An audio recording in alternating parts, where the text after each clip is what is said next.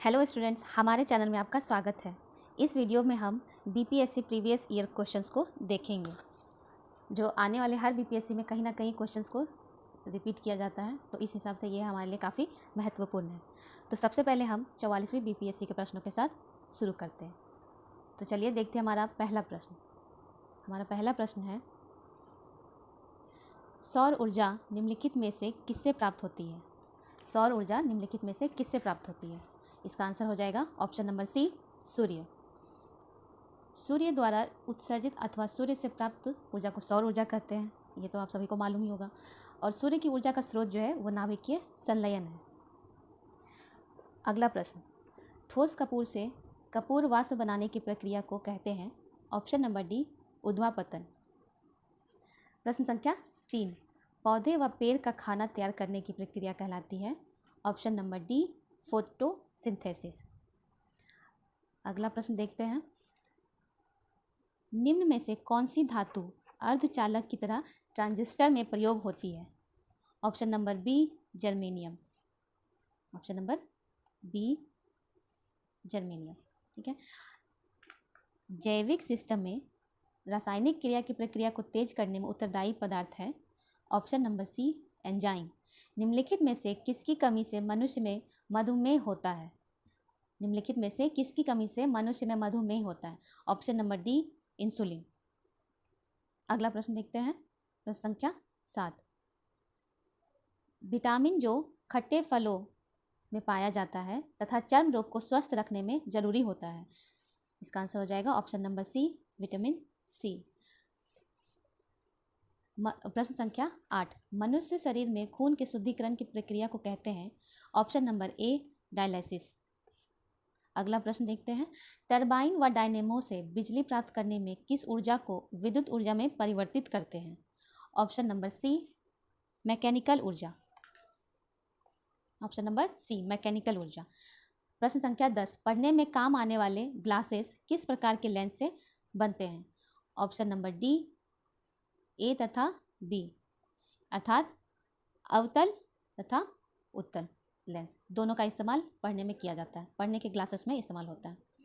अगला प्रश्न देखते हैं, प्रश्न संख्या 11, निम्न धातुओं में से कौन सामान्य ताप पर द्रव है? ये सबको मालूम ही होगा। इसका आंसर हो जाएगा ऑप्शन नंबर बी, पारा। प्रश्न संख्या 12, निम्न में से सबसे सख्त कौन है? ऑप्शन नंबर ए, हीरा। निम्न में से किसे शुष्क बर्फ कहते हैं? निम्न में से किसे शुष्क बर्फ कहते हैं? तो इसका आंसर हो जाएगा ऑप्शन नंबर सी, ठोस कार्बन डाइऑक्साइड।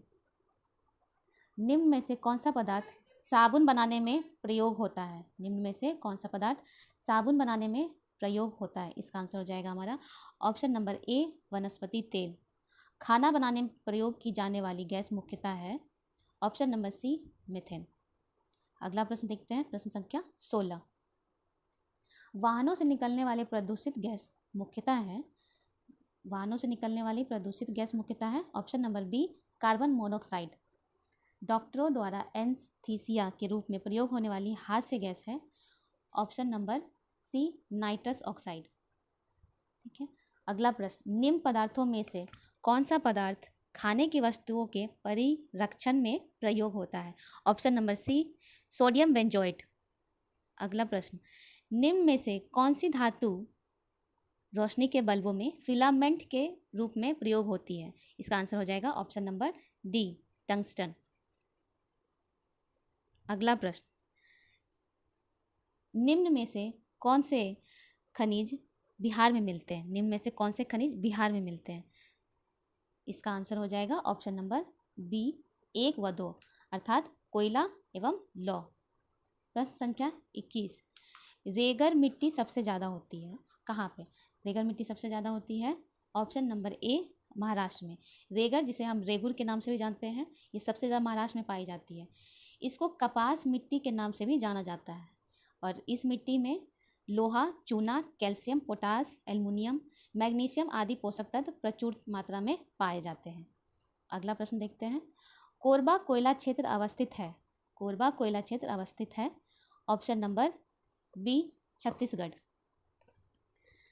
गद्दी लोक निवासी हैं। गद्दी लोक निवासी हैं, इसका आंसर हो जाएगा option number B Himachal Pradesh के। अगला प्रश्न देखते हैं। भारत में सबसे पहले रेल मार्ग तैयार हुआ था। भारत में सबसे पहले रेल मार्ग तैयार हुआ था। ऑप्शन नंबर ए 1853 ईस्वी में। मानस नदी किस नदी की उपनदी है? मानस नदी किस नदी की उपनदी है? Option number D Brahmaputra. किस राज्य में अधिकतम जनसंख्या घनत्व है? अधिकतम जनसंख्या घनत्व ऑप्शन नंबर सी पश्चिम बंगाल। क्योंकि ये प्रश्न 2001 में था, उसके अकॉर्डिंग इसका आंसर पश्चिम बंगाल। लेकिन अगर हम 2011 की जनगणना की बात करें तो उसके अनुसार सबसे ज़्यादा घनत्व वाला राज्य हमारा बिहार है।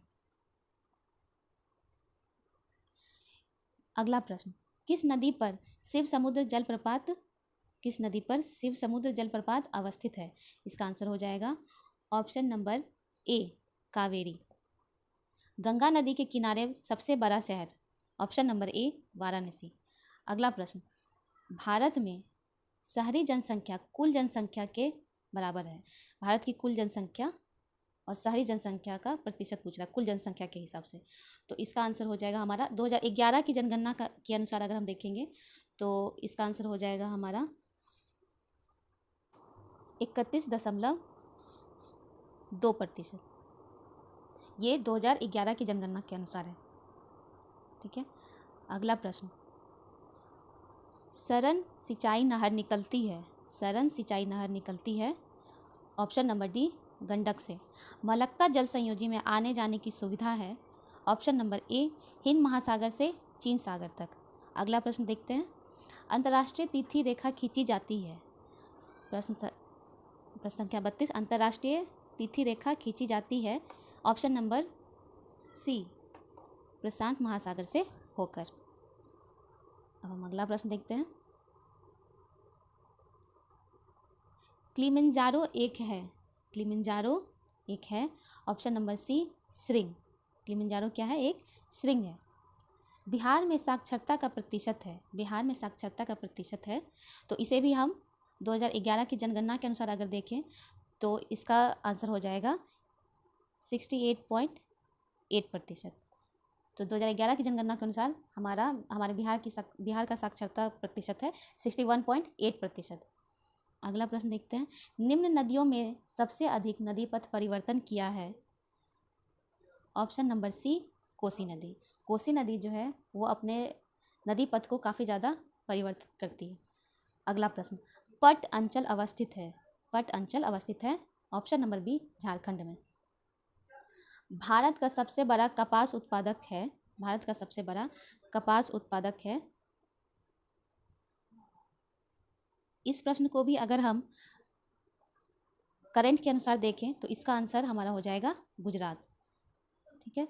तो भारत का सबसे बड़ा कपास उत्पादक कौन सा हो जाएगा हमारा? गुजरात। अगला प्रश्न, पुराने बिहार की प्रतिशत जमीन लेकर झारखंड राज्य बना। पुराने बिहार का कितना प्रतिशत जो है वो झारखंड राज्य में गया है, यानी कि झारखंड राज्य बनाया गया है। तो इसका आंसर हो जाएगा हमारा ऑप्शन नंबर बी 45.85%। कौन सी नदी भ्रंशद्रोणी से होकर बहती है? भ्रंशद्रोणी से होकर कौन सी नदी बहती है? तो इसका आंसर हो जाएगा ए नर्मदा। प्रश्न संख्या 40, सोन नर्मदा तथा महानदी निकलती है। कहाँ से निकलती है ये? बी अमरकंटक से। प्रश्न संख्या 41, पाराद्वीप अवस्थित है कहाँ पे? उड़ीसा राज्य में, यानी ऑप्शन नंबर सी। बिहार के निम्न जिले में सबसे बड़ा जिला है।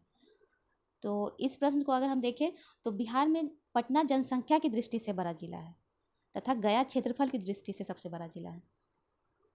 तो इसका आंसर क्वेश्चन के हिसाब से कोई भी नहीं होगा। ठीक है, इनमें से कोई नहीं। अगला प्रश्न, हीराकुंड बांध तैयार किया गया है। Option number B Mahanadi. अगला प्रश्न, झारखंड राज्य स्थापित हुआ। ऑप्शन नंबर डी वर्ष 2000 में। अधिकतम प्रतिशत वन क्षेत्र है। अगर हम करंट की बात करें तो अधिकतम 1% क्षेत्र जो है वो हमारा हो जाएगा एमपी में, यानी कि मध्य प्रदेश में। मध्य प्रदेश का कुल क्षेत्रफल 3,08,252 वर्ग किलोमीटर है। ठीक है, मध्य प्रदेश का कुल क्षेत्रफल 3,08,252 वर्ग किलोमीटर है, जिसका लगभग 77,462 वर्ग किलोमीटर के क्षेत्र में जंगल फैला हुआ है, जो कि भारत के पूरे जंगल में से 30% एरिया को कवर करता है। ठीक है, तो करंट के हिसाब से देखा जाए तो हमारा आंसर एमपी होगा। ठीक है, अगला प्रश्न, गन्ने के उत्पादन में राज्यवार घटते क्रम में है। गन्ने के उत्पादन में राज्यवार घटते क्रम है, इसका आंसर हो जाएगा ऑप्शन नंबर सी, उत्तर प्रदेश, महाराष्ट्र, तमिलनाडु, कर्नाटक। ठीक है,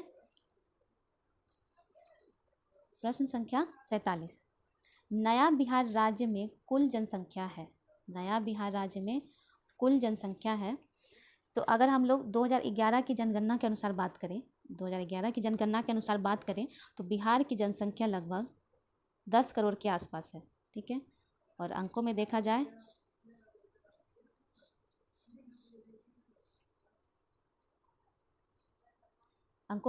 तो यह जनसंख्या इतनी है। ठीक है, वहीं अगर 2022 में देखा जाए तो यह अनुमान लगाया गया है कि 14 करोड़ तक जनसंख्या पहुंच गई है, बिहार की जनसंख्या। ठीक है, अगला प्रश्न, बिहार में शहरी आबादी कुल आबादी का प्रतिशत है। बिहार में शहरी आबादी कुल आबादी का प्रतिशत है, ऑप्शन नंबर बी 13.14। ठीक है, 13.14 उस टाइम 2011 के अकॉर्डिंग है, लेकिन अभी की अगर हम बात करें तो जो 2011 की जनगणना के अनुसार बात करें तो यह प्रतिशत 11.3% होगा। ठीक है, अगला प्रश्न, निम्न राज्यों में से किस राज्य में जाड़े के मौसम में बारिश मिलती है। Option number B Tamil Nadu. अगला प्रश्न, फिजी द्वीप अवस्थित है। फिजी द्वीप अवस्थित है, ऑप्शन नंबर बी प्रशांत महासागर में। ठीक है, फिर अगला प्रश्न हम देखते हैं, प्रश्न संख्या 51, ब्रिटिश शासन के दौरान बिहार को एक अलग प्रांत का दर्जा किस वर्ष प्राप्त हुआ। ठीक है, इसका ऑप्शन हो जाएगा ऑप्शन नंबर बी 1912 में। निम्नलिखित में से किसको चालकोलिथिक युग भी कहा जाता है। ऑप्शन नंबर सी ताम्रपाषाण युग।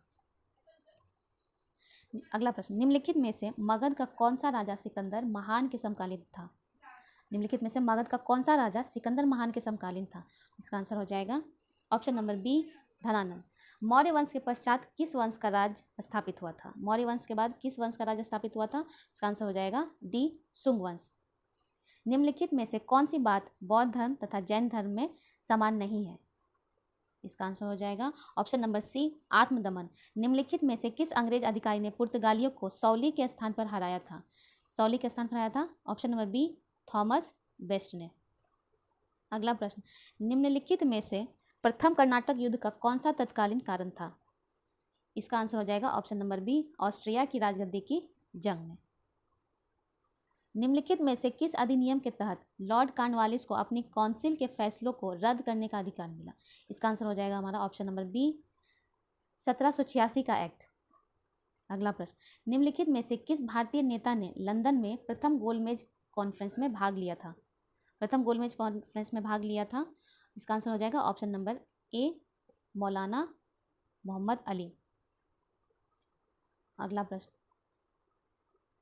निम्नलिखित में से किस नेता ने वर्ष 1906 में कलकत्ता कांग्रेस अधिवेशन की अध्यक्षता की थी। ऑप्शन नंबर डी दादा भाई नौरोजी। निम्नलिखित में से किस राजा ने पाटलिपुत्र को बसाया था। पाटलिपुत्र को किस राजा ने बसाया था। इसका आंसर हो जाएगा ऑप्शन नंबर डी उदयन। निम्नलिखित में से किस नगर में सूर्य मंदिर स्थित है। सूर्य मंदिर स्थित है, ऑप्शन नंबर सी देव। क्या हो जाएगा इसका आंसर, ऑप्शन नंबर सी देव। अगला प्रश्न, निम्नलिखित में से किस नगर में जापानियों ने विश्व शांति स्तूप का निर्माण करवाया था। इसका आंसर हो जाएगा ऑप्शन नंबर डी बोध गया। निम्नलिखित में से अगला प्रश्न, निम्नलिखित में से किस नगर में प्रथम बौद्ध सभा आयोजित की गई थी। इसका आंसर हो जाएगा ऑप्शन नंबर सी राजगीर में। निम्नलिखित में से किस भारतीय को रॉबर्ट क्लाइव ने बिहार का नायाब दीवान नियुक्त किया था।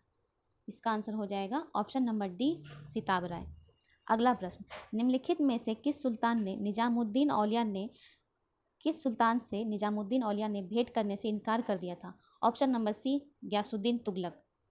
अगला प्रश्न, प्रश्न संख्या 67, निम्नलिखित में से किस सुल्तान ने पहले हजरत आला की उपाधि अपनाई और बाद में सुल्तान की।